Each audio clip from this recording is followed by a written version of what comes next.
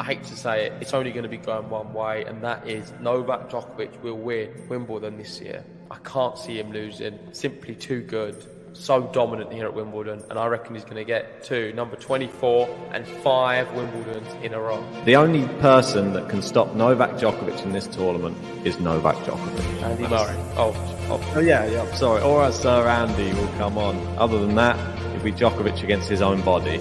Can he keep his body fit for the whole 2 weeks? If he can, probably name on the trophy. She has the easiest draw out of everyone. And I feel that Iga will win Wimbledon. She had a practice tournament this time. She didn't have one last year. She probably learned from her mistake. I'm going to be going for Djokovic, the one with the 17th easiest draw according to AI. And I'm going to be having Djokovic winning Wimbledon 2023. I would love to see Novak Djokovic take home his 24th Grand Slam title this year at Wimbledon. And I would like to see Sabalenka win as well. Sebastian Korda claiming his first Grand Slam title. On the women's side, I'm going past the Pinko. Kicking off on the men's side, Novak Djokovic will have as many Grand Slams as there are hours in the day. And on the women's side, I'm going with Ons Jabeur. She's going to be your women's champion. Let's go! Another big win for Novak Djokovic in the men's singles. And for the women's, I think Ons Jabeur is going to make us very happy, and she's going to take the women's Wimbledon title. Djokovic's dreams of a calendar slam are going to be shattered again. And it's the little Spaniard that's going to do it. Carlitos Alcaraz will win Wimbledon.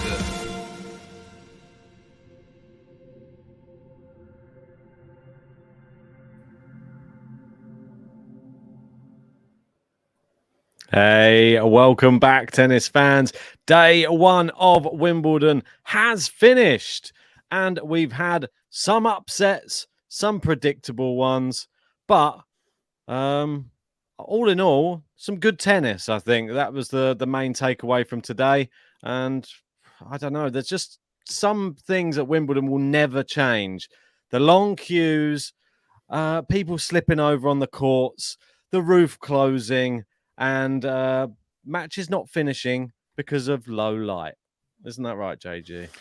Yeah, how you doing, Ben? Day one's done. And I hate to be a pessimist, but I didn't enjoy day one as I would have done in previous years. And there's multiple reasons why I didn't think this year's day one was as good as other years. First one being, I think the way it's been organised this year has not been great. As you know, the queues have never been this bad on day one. There's been people in the queues for well over 8 hours. Some who just never got in, some who just left the queues and gave up. And the big reason for this was because at Wimbledon, at the gates, they were doing tighter security. Don't get me wrong, it is important. Of course, safety comes before everything else.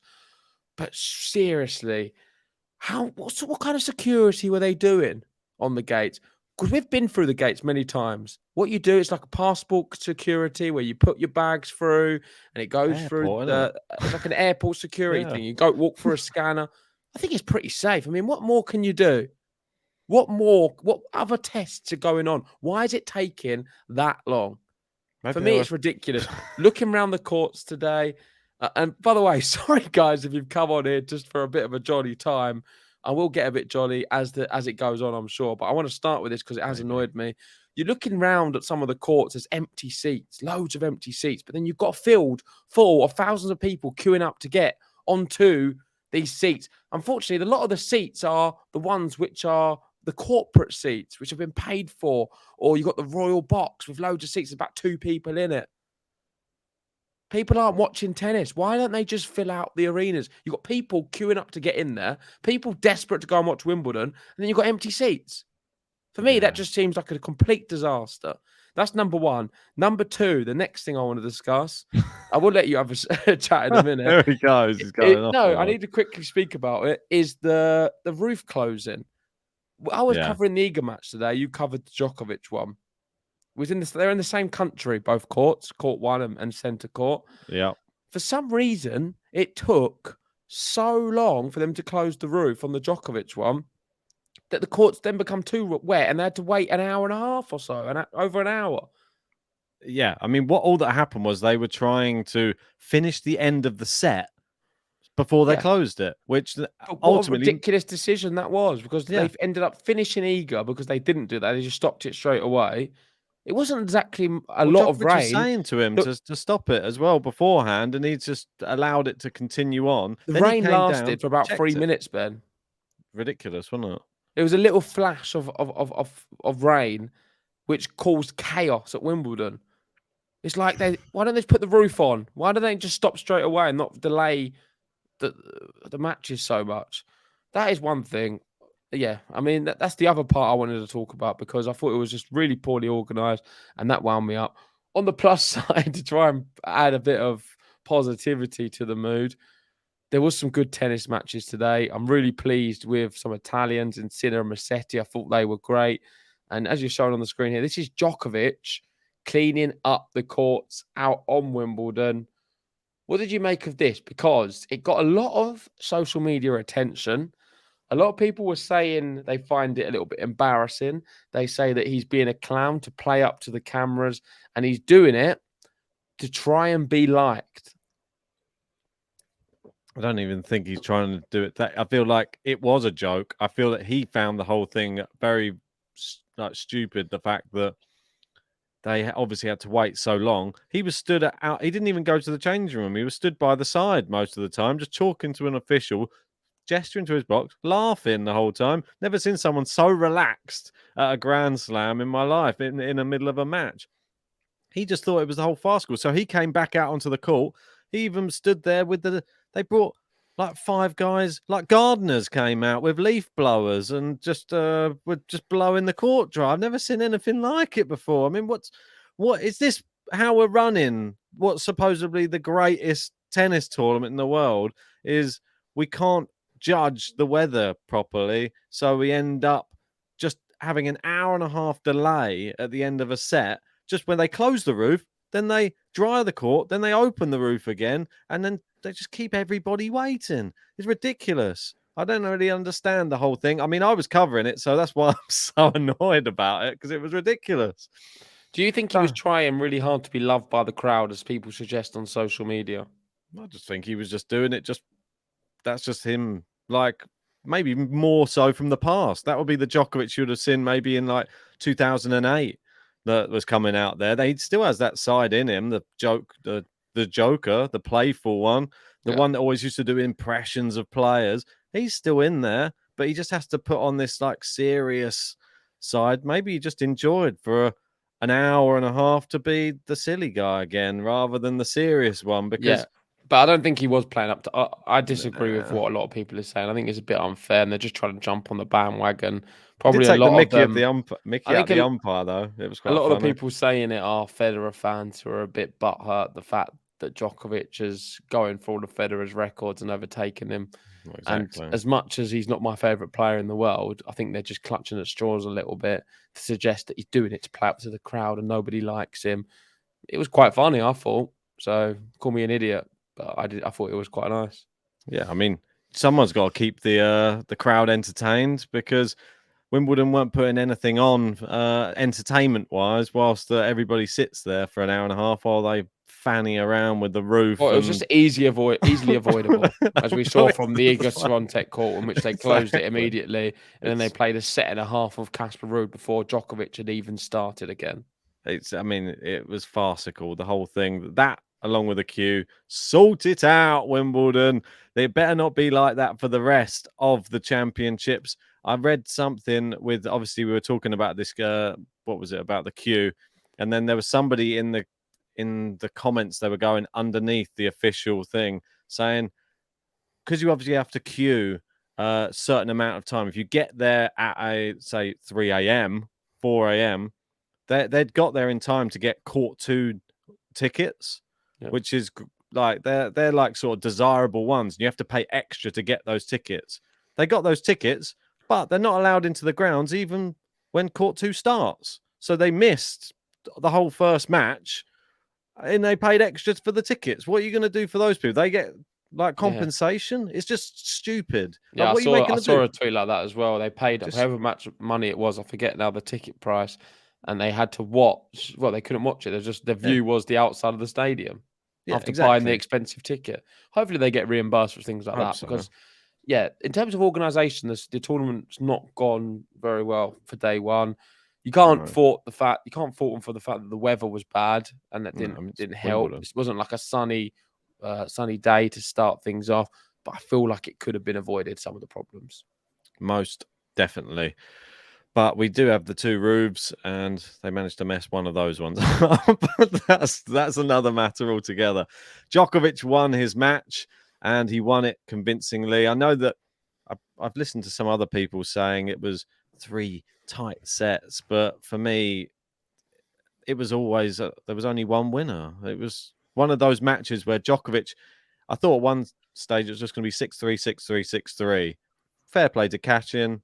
He made it all the way to a tie-break, and you saw what happened as soon as he got to the tie-break. The king of the tie-break just completely destroyed him in the tie-break. It wasn't even close. No, Cachin did what he could do, and that was that. I mean, there's not really much to talk about with a match. Djokovic won in straight sets.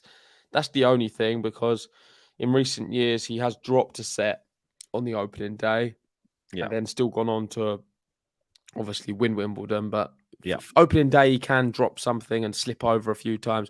He didn't fall over as far as I'm aware.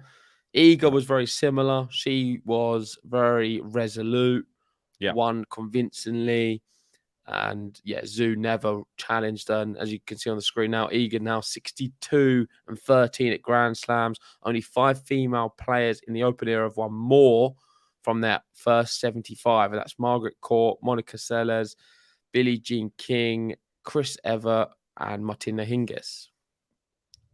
It's a illustrious list, that is. Iga, no signs of food poisoning, I have to say. Looked really good. Zhu, I thought she didn't play too badly, to be honest. In comparison, she played better than Cachin, I'd say. Yeah. Marginally. I mean, it's just one of those... It's so tough to get anywhere near Iga, and she's that many levels above like the rest of the tour. And we'll get on to somebody who's inside the top 8 who went out today. I feel that we have to get onto it fairly sharpish, and it was touted as the match of the day, I'd say, on the women's, and it was Coco Gauff versus Sofia Kenin. Well, it wasn't the match of the day before play. It's only the match of the day because she lost. Like before, everyone was saying Venus Williams versus Svitolina is going to be the real standout match. And that didn't really deliver. I mean, Venus tried. She huffed and puffed, but wasn't good enough.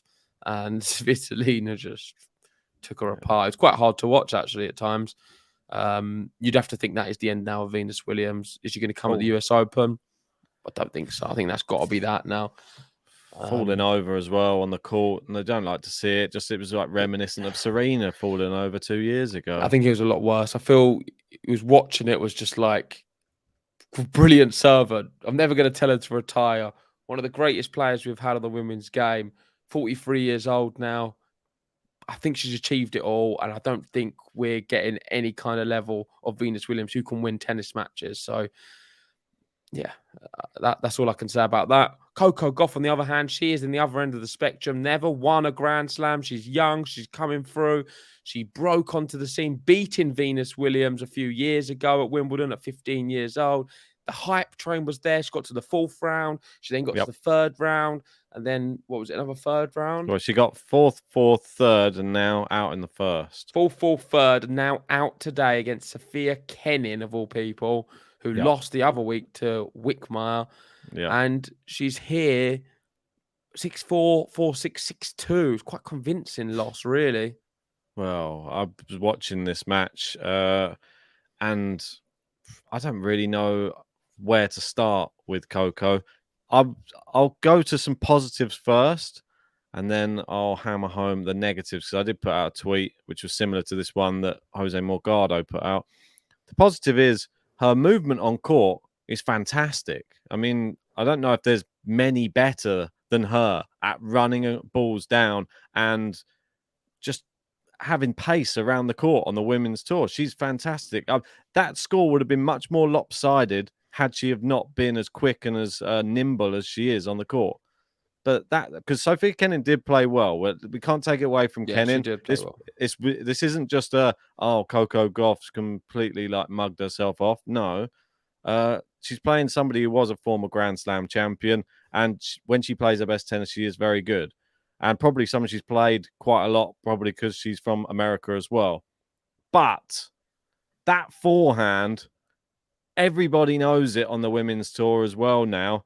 If you're struggling against Coco Gauff, go to the forehand and your fortunes will change. And it happened time and time again. The amount of shanks that are coming off her forehand, it reminds me of Tsitsipas's backhand at certain points. It's just not good enough. If she wants to be considered as a Grand Slam champion eventually, that has to become so much more solid and consistent. She can rally for quite a long time, and then eventually it just falls apart. Or you just serve. If you're feeling very nervous, serve to her forehand, more than likely it goes in the net. And that's the crazy thing about watching that match was Sophia Kenin, I think she had about 7 games to love on her serve. She was quite dominant on her serve. She doesn't have like a massive serve. She's just tactically just doing it well, playing it to Coco's forehand. People know it's out there. It's in the media. The only person who isn't realizing it is Coco Gauff herself, and she needs to get back on the training sure she ground. knows, Ben. I'm sure she's she aware. needs to get back, and she needs to find the right coach who's going to get her that exquisite forehand. Her backhand's amazing. Her serve is amazing. Her movement's amazing. Her forehand's letting her down. And it's so sad that that's the one thing in her game that lets her down. And she could be a Grand Slam champion. I don't doubt it, but not with that forehand. Yeah, it's been a tough day for her for sure. I don't want to be too harsh because I do think she is going to be the future, and she's been a player I've bigged up a lot on the podcast. But today was just unacceptable from her. I think she still should have been beating Kenin despite her having a good day. Yep. Kenin, I don't see her making a massive run and winning Wimbledon. I know she was the Australian Open champion, Roland Garros final. She had a good season in 2020, not too long ago. She was also, I think that year she won Player of the Year too. Yeah. But yeah, I don't see her being completely back. I think it was more Coco Gauff wasn't amazing. Yeah. I feel that it's a bit of both. Will Kenin follow it up? That's the problem. She came through qualifying, so she had played 3 matches coming in, but she hadn't looked good leading up to Wimbledon. So I don't really know. This is, for me, a bit of an anomaly. We'll find out if Kenin plays somebody else of Coco Gauff's ranking again, and if we get a similar result, and if it was just a one-off, or if Kenin is actually coming back to her best again. Which would be nice because she is a quality tennis player. She wouldn't have won a slam otherwise. For sure. Yeah. So anyway, that's enough ranting about that. It was just more frustration. I don't want people to get on my back because the reason that you rant about things is normally because you actually like them and then they let you down. And that's the only thing is like I do really like Coco Gauff and I just feel a little bit let down that she's gone out in the first round of a slam that I consider possibly her best chance of winning. Yeah, true. So, right, anyway, on to the next one. Let's go. Next disappointment, should we go to? Let's do it. Go on, take it away. Felix, the guy who you'd say maybe it's his second best surface, arguably his best. The grass courts he looks amazing on over the years. He's been so good on grass. This season's been a real one to forget. I mean, what's happened to him? What has happened to him? He's just been terrible. US Open out in round 2. Australian Open out in round 4 against the Hetchka. Roland Garros round 1, Fanini. Wimbledon, the worst of the bunch, really, by a long shot, this one. Because Wimbledon is his surface. He's so good on grass. You could say that with the indoor hard courts. I know he was getting really good at that, but I'd probably say grass. It's got to be number 1. He's just looked. I feel like he can be a future Wimbledon champion. A bit like a Berrettini, like he's good on this surface. Flopped against Michael Moe, the lucky loser, and it was terrible. I don't know what's going on with him, but that is something I'm worried about more than, say, a Coco Gauff. I feel like she can bounce back. Felix, I think he's going down a really bad path. We've seen him already get to all these finals and lose them. We thought he'd turned a corner and grown in confidence and breaking inside the top 10. He's going to now push on to do some things. Never seen him so bad. And I wouldn't be surprised if he just ultimately becomes a nothing player who's a journeyman, who enters events, makes enough money to have a good living. But I don't think we'll ever see him win anything of note. Well, I That's think the way it's going for me. I know he's still young and maybe a bit harsh for me, but I'm starting to think that is the case with Felix. Well, this might be a bit harsh as what I'm going to say, and I don't mean it to sound harsh, but sometimes who you hang around with, sometimes you end up being a bit like them as well. And Shapovalov is another person he's good friends with. There's no surprise in that. They're both Canadian. And they're both having terrible results all the time. Chapo comes out and looks blasé in press conferences, said he's just happy to be there a lot of the time, happy this is his job.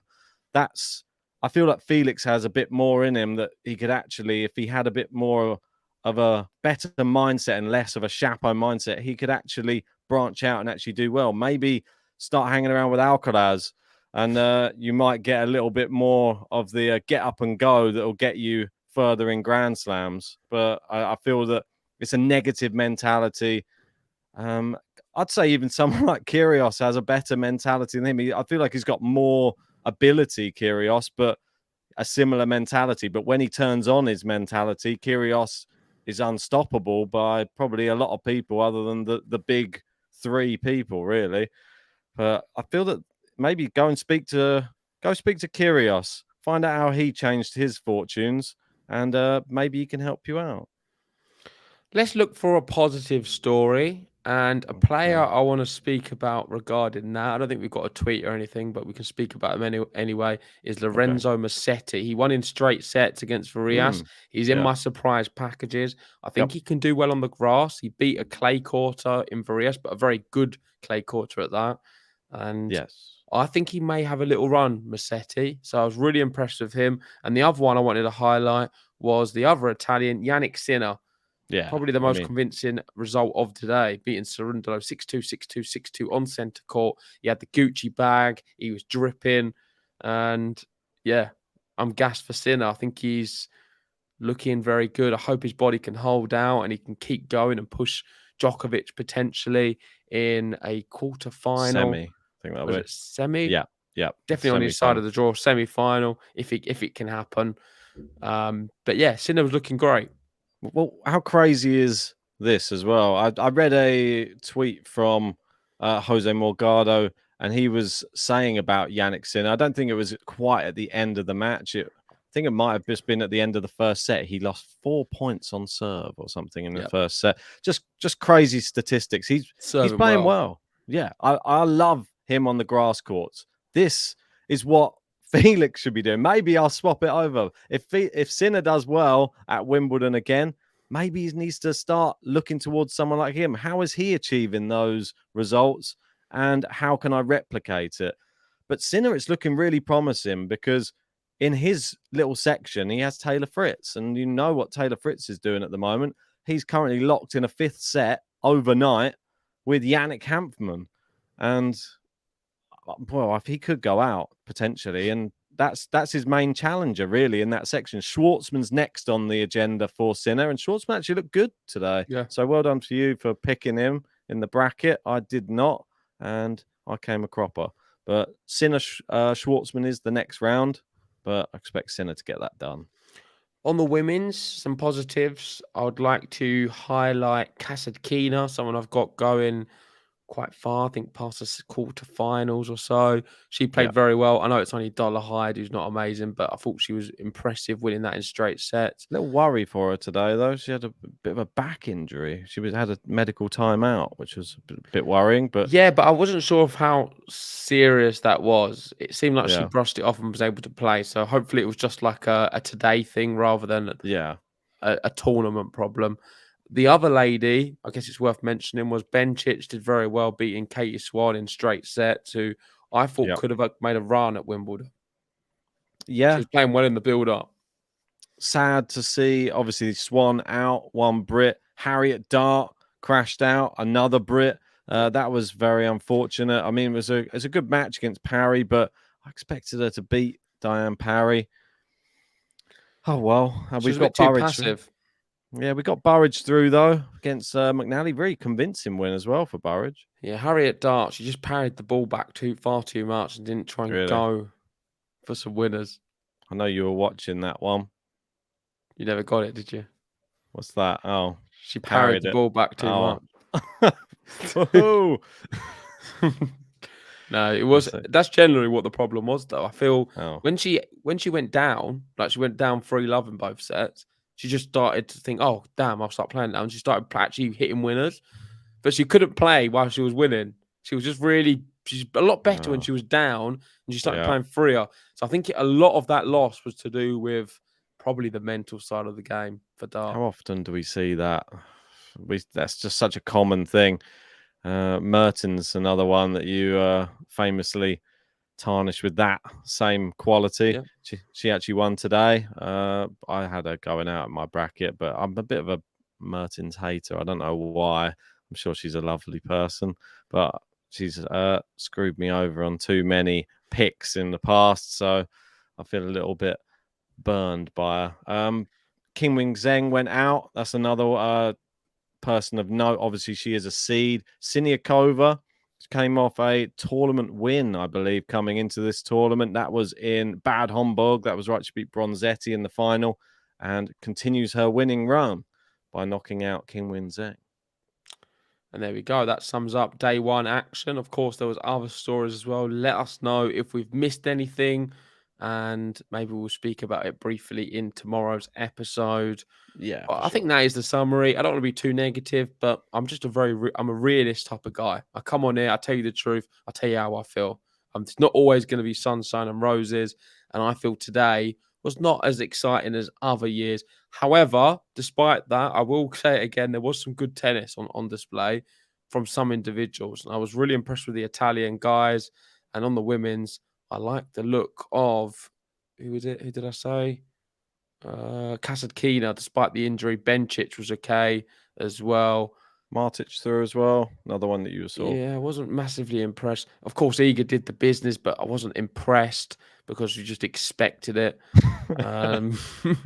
Yeah, it's really pretty much them. And Coco Gauff, I wasn't impressed with. Men's, I was probably more impressed than the women's. But let's wrap. Well, yeah, I was going to say just one takeaway thing on the men's that we haven't really seen that we tend to see in the early rounds of slams is not really many 5-setters. It's only really been, well, Not yet. We had Jordan Thompson, that's Djokovic's next opponent, coming back from 2 sets to love down to beat Brandon Nakashima. But he's up against Djokovic, and let's finish on this. Since June 2018, Djokovic has played 70 matches combined at Wimbledon and in Australia. He's won all 70 of them.